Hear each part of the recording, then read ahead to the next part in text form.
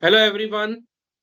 Myself Kamlesh, and I hope you guys are doing pretty well. And first of all, thank you so much for joining us today in this webinar. And we really appreciate your curiosity to learn more about the today's topic. Uh, all right. Let me introduce to you today our webinar, our speaker as well. Uh, So, really value this opportunity to introduce our esteemed speaker for today, Mr. Austin Yoshino. So, welcome, Austin, to our webinar. So, basically, Um, Austin carries an exceptional track record in networking, approaches to raise the funds, and how to build right metrics and traction, and has helped many startups and small business owners to raise the funds so far. He brings to the table great experience in strategic planning, sales management, customer relationship networking tips, fundraising approaches, and will enlighten us today with his journey. Austin is working with LTS as a mentor, and he has helped many startups to raise funds, network, and certainly their revenue. And he also shares some insights around always how to build a channel partners to boost the sales. So thank you, Austin, for being here, and I appreciate if you can take ahead from here. sure. Thank you for having me and for the introduction. All right, let's dive in. So the the theme of today's presentation is the power of the fundraising story, weaving vision, metrics, and traction. The way that I view storytelling is more aligned on the form of an art form, right? And I view the story, vision, metrics, and tractions as a yin and yang balance. And if you do them correctly, they exist in harmony, where one cannot exist without the other. So to start, I want to share a storytelling framework by Steve Jobs. This is, I think, of all entrepreneurs, he does the best job of telling stories. He's famous for saying that the most powerful person in the room is a storyteller. And so the framework that he commonly uses is to, number one, start by making a big and bold promise. Number two, sharing context to set up the rest of the story. Number three, like every good story needs a villain. And so introducing the villain in a way that is relatable and can set the precedence for a public enemy. Um, the next step is to raise the stakes, show off, raise the stakes again, and then make them want what you want. So to go into a quick example here, I picked the iPhone announcement, and I believe it was 2005, where Steve Jobs came on stage and announced the iPhone, and I broke it down into those framework steps. So for one, the big promise was every once in a while, a revolutionary product comes along and changes everything. And this was the way of Steve Jobs to captivate the audience and get them to pay attention to the rest of the story, right? We want the promise to be bold and inspiring and something that basically captures attention to want people to learn more. After that, he set up the story with context. So talked about the Macintosh and the iPod, talked about how when they launched the Macintosh changed the computer industry forever. Likewise, the iPod changing the music industry forever. So setting up the context and a little bit of a reminder of all these products they released, and how this next one, or this setting up the story for what the next one is. In order to introduce the villain was the other smartphones, most notoriously the BlackBerry, um, making it. And so what you notice here is this is what you consider as a traditional competitive matrix. But when I think about weaving it into the story, it's not a competitive matrix; it's a villain, right? And so picking some data points like smart, not so smart, easy to use, hard to use are easy qualities of a villain that we can all relate to, right? You notice that it's not technical language, but it's what you would consider like consumer or movie language, right? After that, he raised the stakes. So talking about how he's going to reinvent the phone, right? So not only do we have a big promise, we have good context, we have a villain, so we know who the enemy is, but we have a he talks about raising the stakes for what the hero will be, right? Which is the iPhone. After that, there is about half an hour to 45 minutes of him showing off, so talking through all the R&D that they did, talking about how they took apart the user interface to make it more simpler and elegant. They went into a little bit of the stylus and why they chose not to use a stylus. Basically, this is a part where you can show off all the amazing features of the product. And then going back again, doubling down to raise the stakes again, talking about how how the keyboard is bad, right? And keep in mind, at this time, the keyboard was the industry standard, right? So raising the stakes on how you're going to introduce a product that's so innovative that it goes against all the current standards of the industry um, was sort of the raise stakes again lever there. Then after that, the last part is wanting or getting people to want what you want, right? And so to do this, I believe you have to talk to people in the way that they understand things. And so, for example, Apple does a really good job about not talking about technical specs of their product, right? They don't talk about how this iPod can hold 50 gigabytes. They talk about this is 10,000 songs in your pocket, right?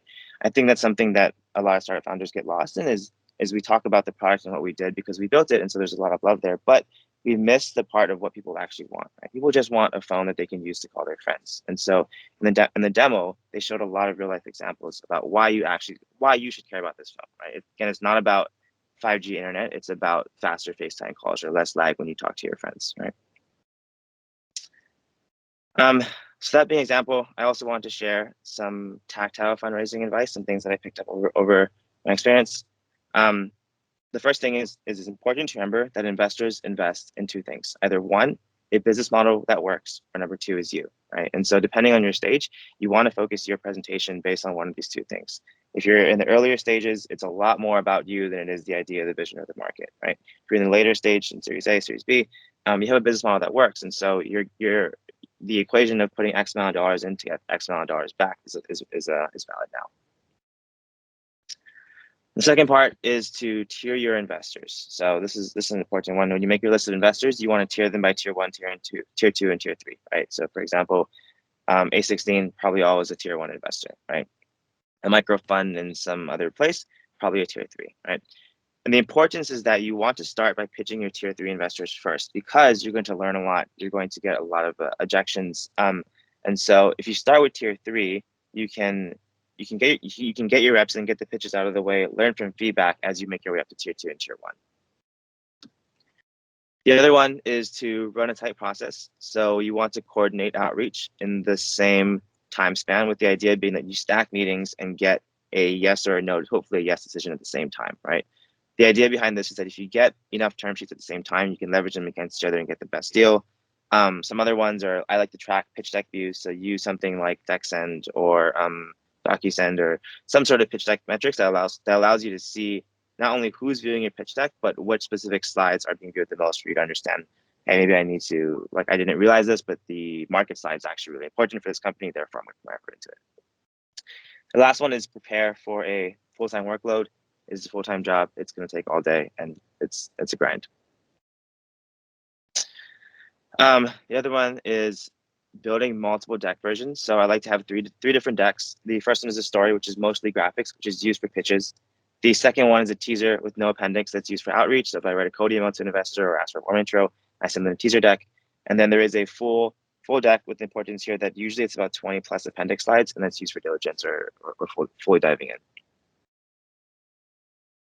The other piece of advice that I've learned from my experience is that warm intros are overhyped, in my opinion, right? Unless that person will go to bat for you. And so my approach is just focus on getting that meeting by any means possible, right? Whether that be going to a networking event, whether that be asking for a warm intro, cold outreach. Warm intros, unless that person who introduced you is going to go to bat for you, generally speaking, I've experienced aren't that great of an impact, right? Especially if it's someone like, yeah, I just met this person for, I don't know, for 5 minutes at a networking event, happy to introduce you. That lead is generally not that strong. Feedback. I believe that fundraising is the ultimate test of conviction because you're going to hear a bunch of different opinions about your business from a bunch of different people, right? And so the general rule of thumb here is that I follow the equation. If the feedback is the same from multiple investors, then I should do something about it, right?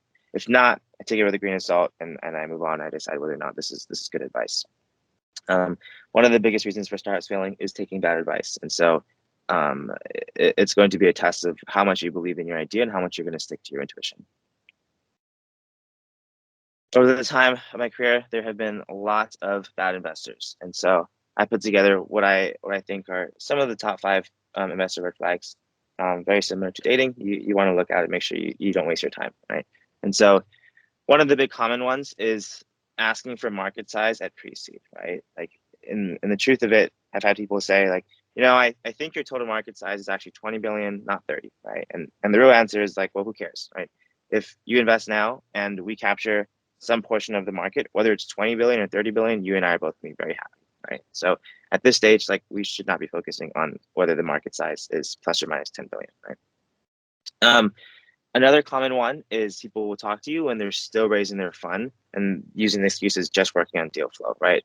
While they may close the fund, the chance of that is small, and so usually it's a waste of time.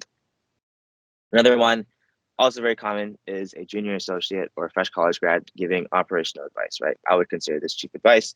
Somebody who is telling you about something that they never really experienced the pains of doing themselves. And so the notorious like, hey, we're in a recession, you need to cut costs and reach profitability, right? And it's kind of like, well, of course, that would be great, but um, that's not, it's way easier said than done. And that's just like generic advice to give anyone, right?